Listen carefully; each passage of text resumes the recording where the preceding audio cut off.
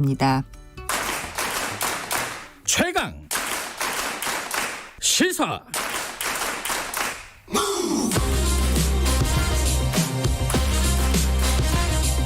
지금 여러분께서는 김경래 기자의 최강 시사를 듣고 계십니다.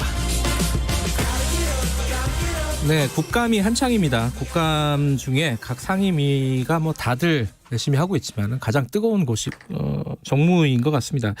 이 정무위에서 지금 옵티머스 라임 이 건을 다루고 있고, 근데 그거 말고도 여러 가지가 있어요. 그 중에 어제는 삼성 승계 작업 관련돼서 좀 지금까지 나왔던 얘기랑 좀 다른 얘기가 나왔습니다. 삼성증권. 물론 이제 이게 간헐적으로 나온 얘기긴 한데 많이들 주목하지 않고 있던 부분이죠. 여기에 대해서 삼성증권이 삼성 승계 작업에서 어떤 역할을 했는지, 그리고 어떤 불법적인 행위를 했는지 이 부분을 적극적으로 제기한 의원을 저희들이 모시고 얘기 좀 나눠보겠습니다. 더불어민주당 박용진 의원 나와 계십니다. 안녕하세요. 안녕하세요. 박용진입니다. 삼성지킴이라고 소개를 해야 되는데 깜빡했네요. 삼성지킴이. 예.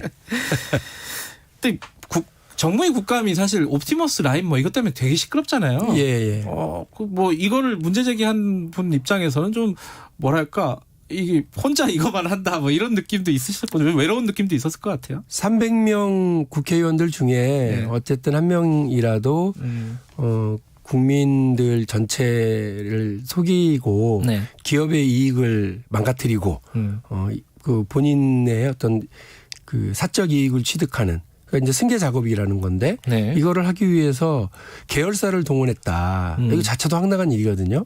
그런데 그 삼성물산은 이재용 부회장의 그 경영권 승계를 위해서 삼성물산한테 불리한 합병을 한 거잖아요. 제일모직하고 삼성물산하고 합병할 때 말씀하시는 거죠? 예. 그런데 그 삼성물산에는 이재용 부회장의 주식이 한 주도 없어요. 그러니까 자기 주식이 하나도 없는 사람을 위해서 그 회사의 경영진과 이사진이 다 달라붙어서 그 일을 했고 계열사인 삼성증권이 동원됐던 점을 이번에 저는 지적을 했는데, 어쨌든 그 시장 경제나 뭐 자본시장에서 신뢰, 투명성 이게 제일 기본이거든요. 이런 걸 다 망가뜨리고 이렇게 했었던 일을 지금이라도 좀 바로 잡는 게 되게 중요하겠다는 생각입니다. 구체적으로 삼성증권이 그 합병 과정에서 삼성물산과 제일모직의 합병 과정에서 어떤 역할을 했다는 거예요? 제일 큰 문제는 삼성증권의 고객들 중에 삼성물산의 주주들이 있으실 거예요. 당연히 있겠죠. 그분들이 좀 많았을 텐데 결과적으로 삼성증권의 고객들인 삼성물산 주주들.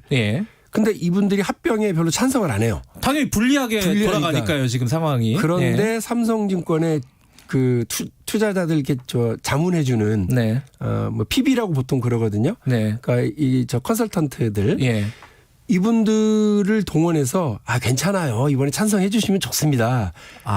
이렇게 유도를 하거나 아니면 삼성물산 쪽 사람과 만나도록 주선을 하거나 그리고 이런 과정에서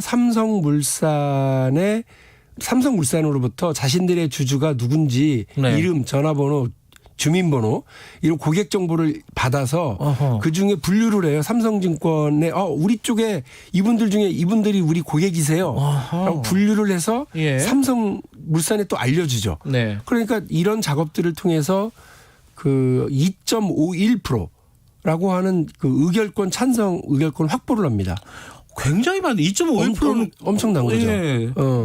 그 정도 의결권을 찬성으로 확보를 해줬다, 삼성증권이. 예, 그렇습니다. 그러니까 그러니까 이게 검찰의 공소장에 나오는 사실관계를 확인을 한 내용이니까 공소장에 담았겠죠. 그러니까 이 2.51이면 어느 정도냐면 지난번에 그 가결되는 기준으로부터 한 2.8 정도를 겨우 넘겨서 가까스로 가결된 거거든요. 그러니까 2.51을 여기에 얹어뒀으니까 삼성증권이 엄청난 일을 해준 거죠. 꽤 결정적인 지분을 확보해줬다. 그런데 이 과정이 삼성증권이 고객의 이익을 지켜줘야 되는 그 너무나 당연한 신뢰 관계잖아요. 이걸 다 깡그리 무시하고 그 계열사의 그룹의 총수의 사적 이익을 지키기 위해서 그 불법 합병을 그 가결시켜내기 위해서 이런 일들을 했다라고 하는 게 납득이 되지 않는 행위죠.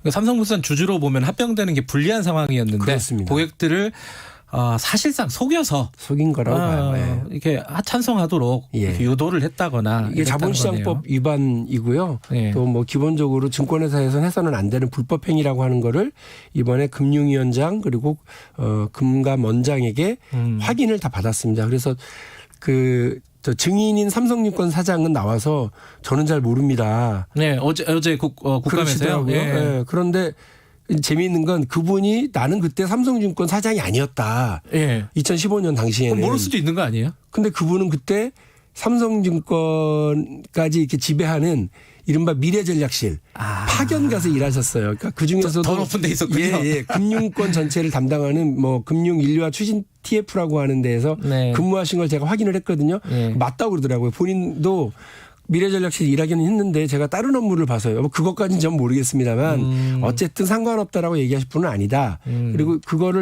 그분은 모른다고 했지만 그 금융위원회와 금융감독원이 이제라도 이 문제에 대해서 즉각 조사 들어가겠다.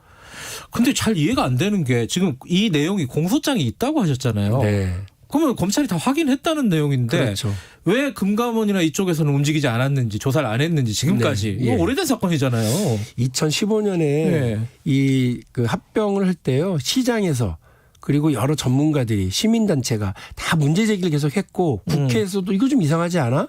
라고 해서 문제 제기가 있었던 흔적들이 엄청 많습니다. 네. 근데 그때 금융위원회를 비롯한 금융당국이 이 문제를 지금 바로 들어가겠다 확인하겠다가 아니라 아무 문제 없습니다를 계속 했었어요. 그래요? 이번에도 제가 확인을 했는데 2015년 이제 7월 정도에 민원이 하나 들어옵니다. 삼성증권이 이런 위임장을 받는 찬성 위임장을 받는 일을 적극적으로 하고 있다. 이거 이해 충돌 아니냐. 문제가 있다. 그리고 그 위임장 받는 거를 각각의 지점장들의 실적으로 체크한다고 하더라. 예. 이거 좀 바로 잡아주라. 라고 하는 민원이 금감원에 들어왔습니다. 예. 그리고 그 비슷한 시기에 한 경제지가 이런 똑같은 내용을 보도를 합니다. 예. 그래서 삼성증권이 지점장들의 평가를 이걸로 삼고 있다. 얼마나 삼성물산 고객들로 하여금 찬성 의결권을 위임받는지를 불법 합병을 가결시키기 위해서요. 이걸 또 점검하기 위해서 전국 회의를 연다. 지점장 전국 회의를 연다. 보도가 나갔는데 재미있는 건 그 민원 본인이 철회했다고 그래서 조사를 안 하고요. 네. 그리고 기사는 삭제가 됩니다. 아, 삭제가 돼요? 예, 삭제가 됐어요. 확인을 했습니다, 저희가. 하하. 그러니까 뭔가 뒤에서 뭔가 일이 있었던 그건 얘기네요. 뭐 제가 모르겠습니다만 금감원에게 제가 되게 심하게 다그쳤죠.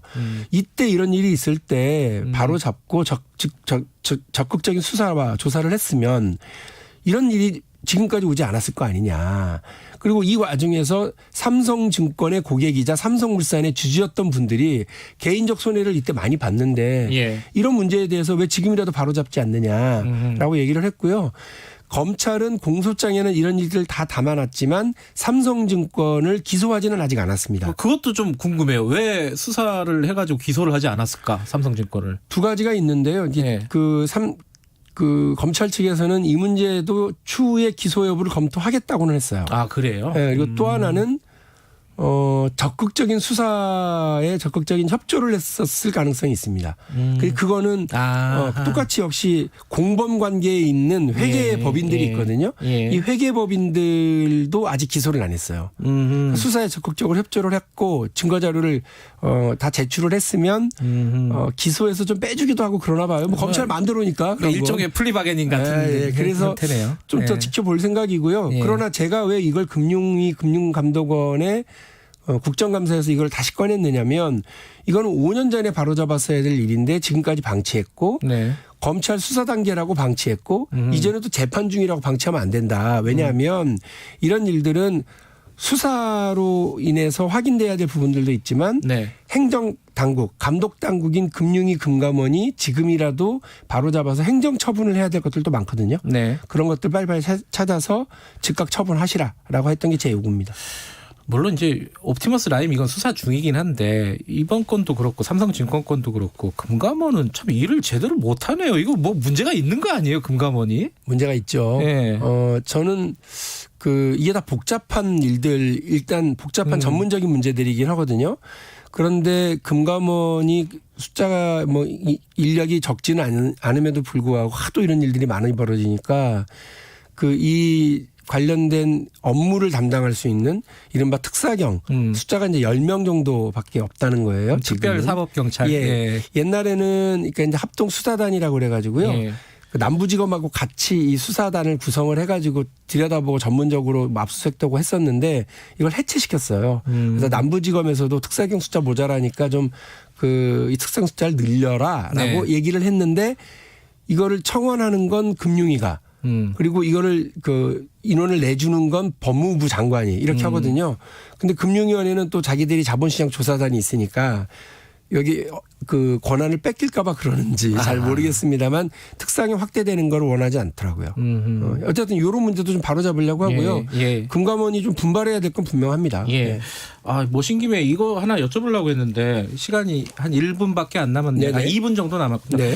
삼성생명법 있잖아요. 예. 이게 이제 보험사가 특정 회사 자산의 3% 이상의 지분을 가지면 안 된다는 거잖아요. 계열사예요. 전체. 계열사에. 예. 근데 그게 이제 지금까지는 시가로 안 하고 또 주식을 살 때 취득할 때 원가. 예. 그러니까 삼성 전자 주식이 액면 분할하기 전에 보면 250만 원, 260만 원이었잖아요. 지금은 한 8만 원, 9만 원 하는 모양이던데 그걸 1,000원에 평가해 주는 방법으로 해서 편법으로. 그러니까 했죠. 이 법이 통과되면 많이 팔아야 되는 거잖아요. 삼성증권이 예, 삼성전자의 주식을. 예. 이 법은 어떻게 되고 있어요? 지금 이제 법안 심사 소위에서 이제 논의에 들어갈 단계에 있고요. 네.